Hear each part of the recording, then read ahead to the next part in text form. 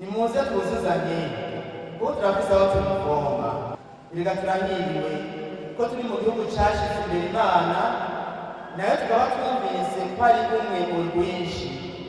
Natwebwe mu butandukane bwacu nimuze tugire urunani rwo gukorera hamwe mu kujana vyose mu neza y'abiranguza tubwirana. Hari benshi bazi ko bazoguma ari bakaragonga, muramuvyumva kandi bakamuvugira hera.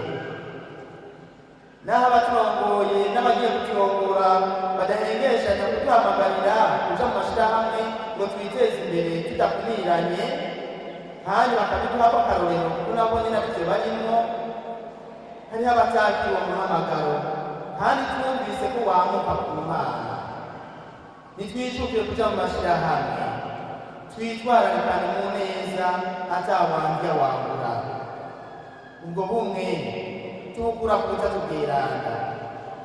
Ese abagiye kuturongora boshimikira kuri ako karanga k'abana b'Imana, babitwereke mu kwiyegereza abo bose bobafasha mu gutunganya neza ivy'igihugu, bataravye runaka n'uwahariya canke ngo afise ubwoko runaka, ariko bashize imbere neza babonye ko uwo wese yoshobora kuduteza imbere umutima no ku mubiri.